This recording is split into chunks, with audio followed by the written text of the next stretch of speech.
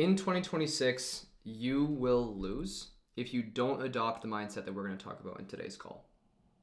And this video is going to be like, I have a few segments that I want to cover, but it's going to be a continuation of thought. As you know, in these videos, I like to kind of freestyle and kind of weave into points.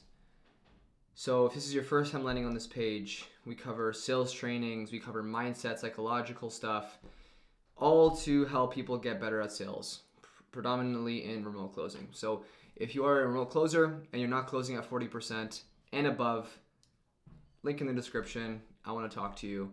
But yeah, so here we go.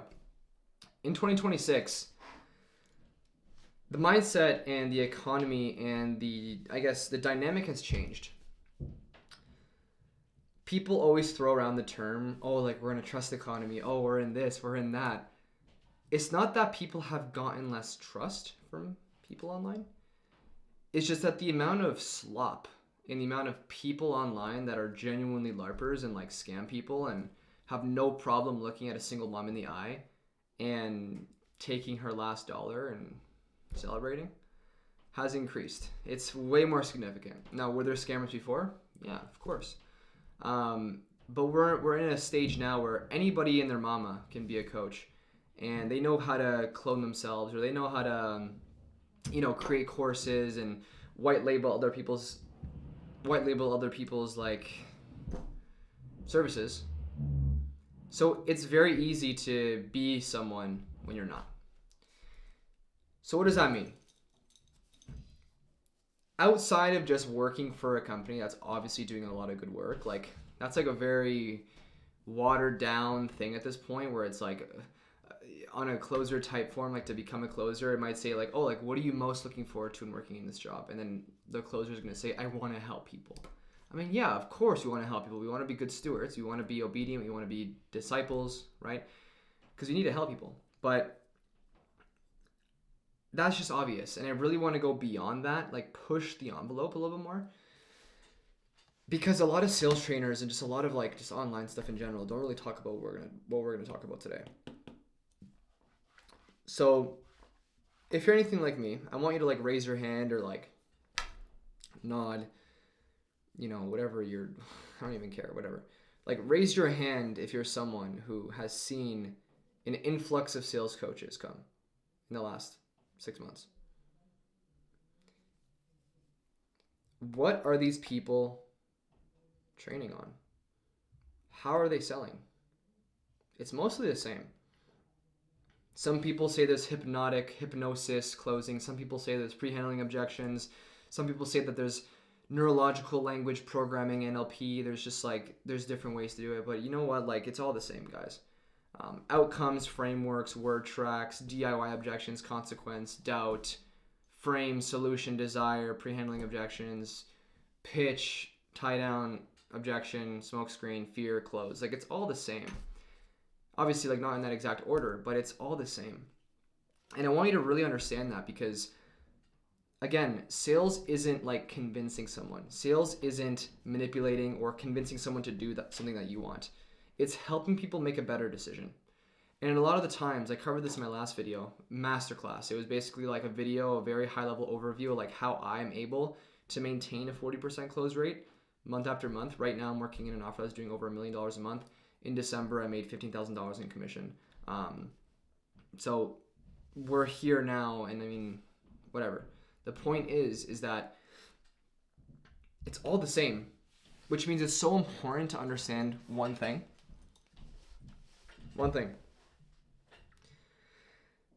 It's who are you?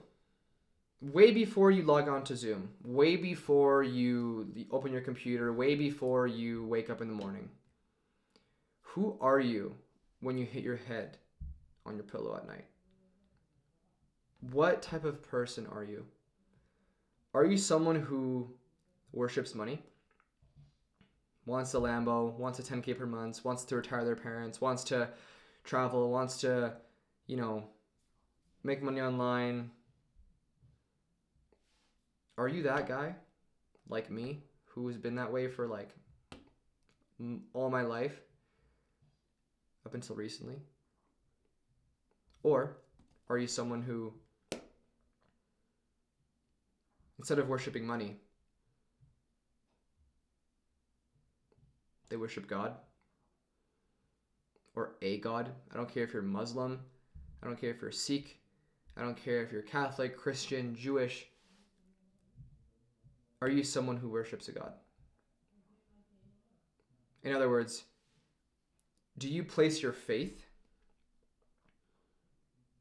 in your end goal and the grand vision? Like, do you place all of your trust into a God? If the answer is no, which is okay. Sometimes I wake up every day and I have a hard time doing that too. We're human, right? No one's perfect. Only one person's perfect.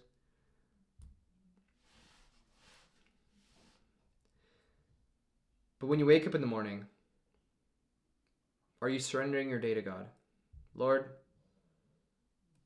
thank you for this day. I surrender my day to you. Today is your day. Nothing happens by accident. Nothing is a coincidence. This is your day. I don't live to be healthy. I don't live to be comfortable. I don't live to be happy. I live to be faithful. My stress, my relationship, my money, my time, my job, my career, my reputation, all belongs to you. Now, the reason why I'm saying this is because, again, I think the biggest shock that I had making 5 to 8K a month as a closer to being able to smash 10 to 15K a month consistently is that shift of, well, am I on this call because I'm trying to make money, I'm trying to piff, I'm trying to make a commission check? Or am I genuinely witnessing someone who's drowning and I want to pull them into my boat and help them? Because without that care, without that empathy, without that sincere desire to help someone and change their life and understand them and hear them and understand who they are and why they are, which person are you? And I'm here to tell you that I used to be the person that just wanted money. I just wanted money. I just wanted fame. I just wanted money. I just wanted to get the car. I wanted to get the girl. I wanted to have the vacation. I wanted to have the time freedom. I wanted to be making money online. But then when I realized that there are things that are way more better than that, because you don't take those things to the grave. I had a call with a client of mine who was like, oh my gosh, Daniel, like, I want to be a business owner. I want to have more leverage. I want to be filthy rich, man. And I'm like, I hear you. And I see you because I've been like you. I've looked like you. I've smelled like you. I've acted like you. I've talked like you. Do you actually know what it takes to be someone who wants to be rich? Not in a, are you motivated enough? Or are you disciplined enough? No, it's not what I mean. I'm talking about genuinely, like, are you prepared to understand that the more that you worship money, just like how the richer get richer and the poorer get poorer, people that are without money oftentimes are a lot happier than the ones that do. Why are there celebrities? Why are there actors? Why are there business owners that kill themselves or do drugs? Oftentimes it's because it's an escape of their current reality, because people are so poor, all they have is money. And I can make 20 or 30K a month if I want to. But if you look at my calendar right now on my screen, I'm only taking 2 or 3 calls a day. I know guys making 50K a month, but they're working like 12 hours a day. Do I worship money more than I worship God? If the answer is yes, then okay. Get the PIF, get the commission check, work 12 hours a day. But if you detach yourself, oh my gosh, people say if you detach yourself from the sale, you'll make more money. People don't actually understand what that means. To detach yourself from the sale is to literally detach yourself from who you are to the fiber of your being. Because how will you expect anyone to feel like you don't care if you buy or not? Or if they buy or not? If you haven't actively understood to their core who they are, and actively understood to the core who you are. Are you the type of person to walk away from a sale and put a deal on the line if it means it's not the right fit for them. If it means them having to chop your arm off because you're holding on to them and they want to let go and get off the call. To detach yourself from the sale is to legit and wholeheartedly be the type of person in your core, in your identity, in the fiber of your genetics, that money doesn't make me. I make money and I worship God. Because God will put everyone in front of me, and as long as I'm obedient to him, sure, I'm a sinner. Sure, I'm not a perfect person. I'm not saying these things because I'm a perfect person, guys. I sin all the time. If I wrote down a list of my sins that I did today, that I did an hour ago, I deserve to be in hell. But if I'm obedient to God, and I try to be like God, and I try to be perfect, and I try to change who I am to my identity, I know I'll never be perfect. But if I remove myself from the Daniel who just wanted to make money and wanted the Lambo, wanted to retire his parents, I wouldn't be making as much money as I am now. Because the money hungry person that you are, or you were, or you are not going to be anymore, the person that you're going to show up as is someone who is a light, someone who is a beacon of faith, and someone who literally is completely detached, surrendered his day, her day to your God. And you're just like, look, if I make a sale today, that was not me. That was not my doing. I had no calling in that. God designed my day today. And if this person doesn't close, it wasn't meant for me. Now, it doesn't mean like just put your faith in God and like wait. Because if you've ever heard the story of the three parable, like the parable of the man in the boat, right? There's a man drowning and he's like, oh, there's someone passing along with the boat. And he looks up at the guy and he's like, oh, no, it's okay. God will save me. It's okay. And the man's like, all right, sure. And then the second person comes and they're in like a yacht. They're in like a super yacht. Like they have like, they're partying. They're good to go. And they're like, look, you're drowning. Come grab my hand. And the person's like, no, it's okay. I don't need you guys. God will save me. And then the third person comes in a freaking helicopter. And the person's like, oh, yeah, let's go. They have the ladder down. They're about to go up. They're like, oh yeah, that doesn't look like God. I'm just not gonna go. It's okay. God will save me. And then the person faints, dies, whatever, from starvation, from dehydration, whatever you name it, and they're in heaven now, and they're like, oh, I'm dead. What the heck? And they see someone in the distance. They walk towards them, beard, white hair. Are you God? And then they turn around and they're like, yeah, what's up? And then the person's like, why did you let me die? I literally was here. I was waiting for you. Like, why did you let me die? And God was like, I sent you a boat, a yacht, and a helicopter, and you still drowned. So I don't mean just trusting God fully and like not let things happen, because God calls us to not be passive. He calls us to be proactive. Okay? So if you're not closing deals, yes, okay, learn who you need to become identity-wise, so you can remove yourself from this money-hungry sales rep to someone who genuinely cares about people. And then from there, learn the skills to do that, because it's hard to do that. You're not just going to wake up tomorrow and be like, oh, because Daniel Salinas said I need to identify myself as someone who is godly and not like, of this world and not money-hungry, then I'm going to close more deals. No, because that's being passive, right? You're just saying something. You're not of the opinion, or you're not actively making a change. To do that is to actually get the right training. To do that, it's to click the link in the description. To do that, it's to get trained by me. It's to do that is by reading the gospel. To doing that is just, you have to be involved with people. God calls us to not be passive. I'm not using this as a CTA so you can join my coaching program, but I'm telling you, like, it really takes a village. Okay? So the first thing is just, you need to separate yourself from who you are now and then become the type of person who's willing to commit to becoming this person. Although you're not going to just have that night and day change. You have to put one foot after the other to do that. And it's going to be painful. It's going to be expensive. It's going to cost you money. It's going to cost you time. It's going to cost you friends. It's going to cost you everything that you love.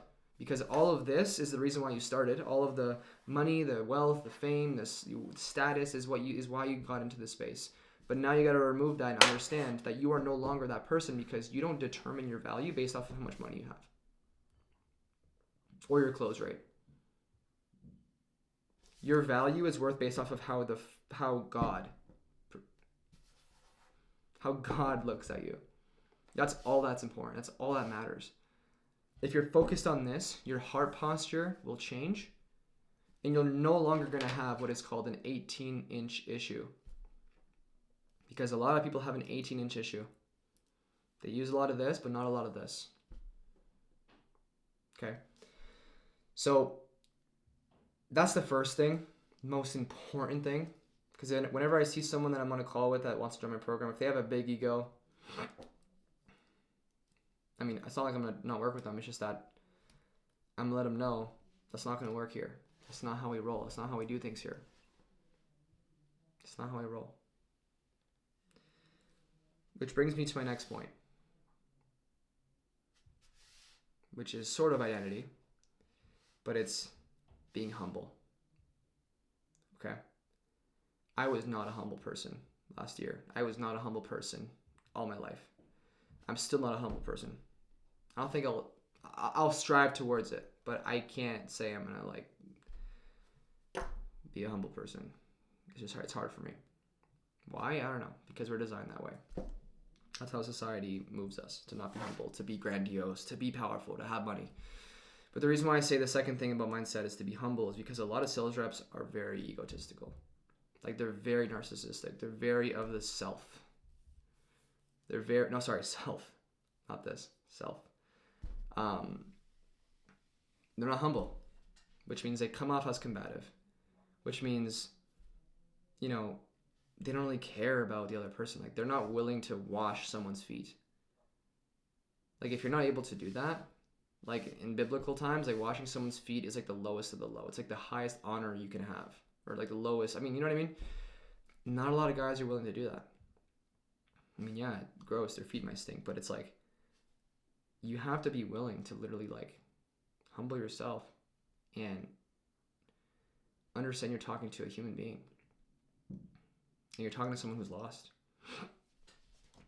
And the second they smell your commission breath, the second that they smell like, oh, this person's like too sharp and like they're too forward, how will you ever provide an opinion? How will you ever shift a belief? How will you ever close someone if you don't humble yourself first and put the person first? And then yourself second. Like, are you willing to seriously humble yourself? Put yourself aside for a minute. Put the Slack messages for aside. Put the content for aside. Put the camera aside. Put everything aside. Put the car aside. Put everything aside. Are you willing to put someone else above you that you never met before? I'm not. I'm trying. If I was, I would be at like 100% close rate.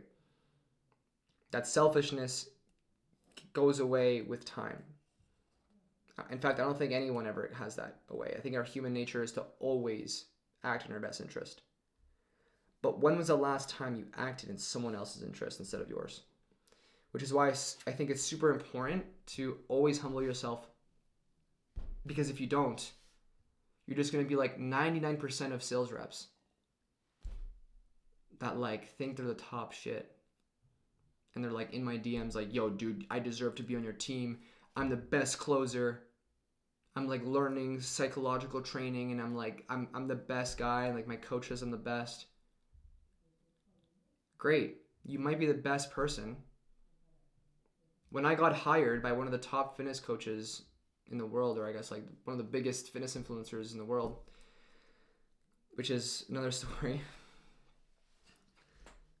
I was like basically headhunted and I was found in that offer. And the interviewer didn't even need to interview me because he's like, dude, like I saw your content, like I saw that you're a good closer, like you're an awesome dude. And like, you know what, like, I could have ran the interview. I literally could have ran the interview. I could have been like, thanks, man. Like, you know what, it's all in a day's work. You know, I got here, you know, and I'm gonna be such a value to this team. You know what I said to that guy? I'm not that cool. I don't know if I'm going to perform well. I'm coming into this thinking that I'm here because God's calling me to do that, and I want to make sure that I can provide as much value as I can to you. And you know what? I can't guarantee that because nothing is guaranteed. That's why I'm going to show up and work as hard as I can. Dude, the guy was blown away. I don't think any closer would say that. Any sales rep, bro. Because when you really zoom out, like when you really do like the granular search of like why people are in the space, I mean, it's usually because like they were like the class clown or like the person that was like peaking in high school, and you know, they were funny and they had a big friend group and they were that guy, right? And after high school, they realized they didn't have anything. So they started posting content, or they started looking online about how to make money online because status, and like they just wanted to keep it up. They wanted to be the number one guy still. They didn't want to lose that. And then they came across the coaching space only to realize many, many, many people just like them, and they felt at home. They felt like they were at home, which is exactly what I felt. Because I was that guy that peaked in high school. And I'm here to tell you that, you know what? I wish I was more humble when I first started, because I would have been way farther. I've burnt way too many relationships. I've just done a lot of bad things, and I'm not proud of it. And the thing is, like, if I humbled myself and I put God first and I really just tried to serve the other person, like whether it was a business relationship, a closing role, a sales management role, or like an actual sales call, like no matter what relationship it was, I always fucked it up somehow because I was not humble. And I see a lot of closers, especially a lot of young guys, they have the same energy, and I'm like, dude, you're gonna be a train wreck just like me. Just like every other person that comes in the space and leaves within a year or two. Because, yeah. And that's really all it takes, guys. And I guess the last mindset tip is really mastery. Like being dedicated to your craft. Like a lot of guys, I mean, I've suffered from this. Shiny object syndrome. I always wanted to like, oh, I'm in my first 10K month. Now I can like start a program. I've been doing this for 3 years though. Right, so like I know what I'm talking about. But like when I first started closing, like I thought I was gonna be like the next Cole Gordon.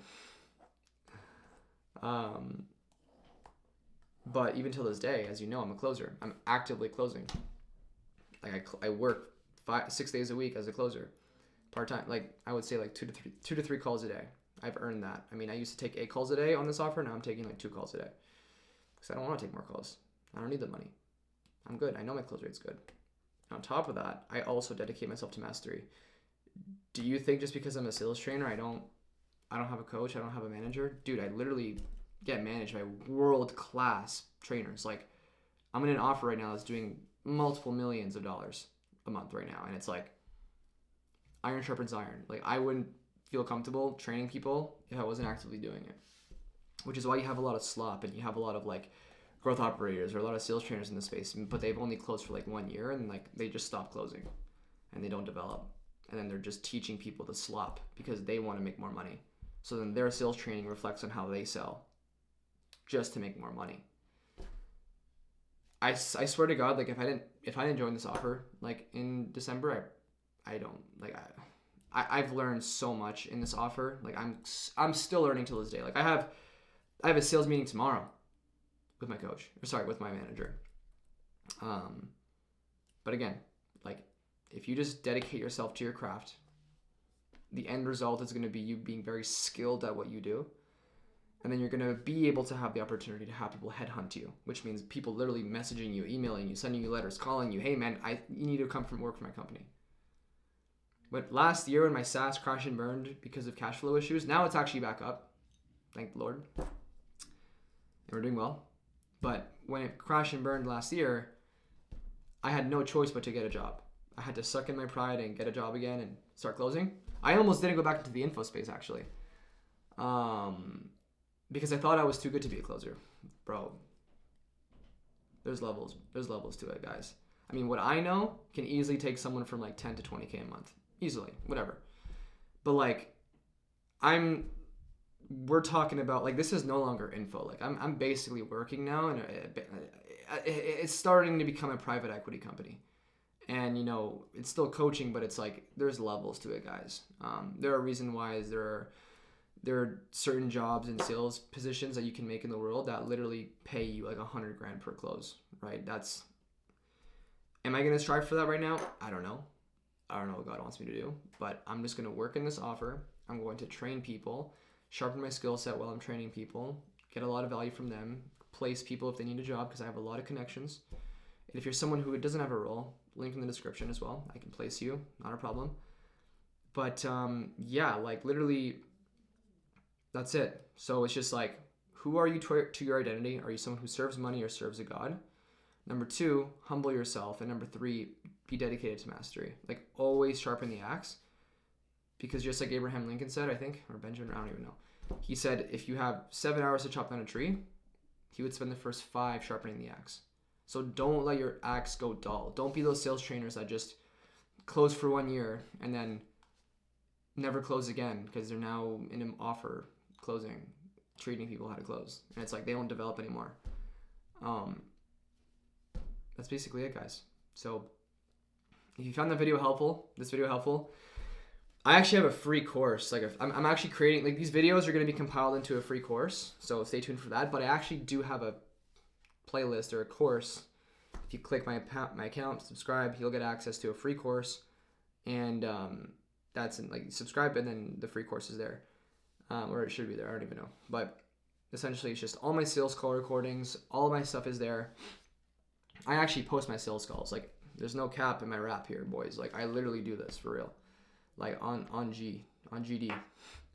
Right? So, you know, look at that. I have my sales calls on there. I have hours and hours and hours of, you know, group sessions, like one-on-one coaching sessions that I've had. So with that, I mean, you can easily make money, but if you really want to be dedicated to mastery, humble yourself, and also put God first, link in the description. I want to talk to you. I'll see you later. Take care. Bye-bye.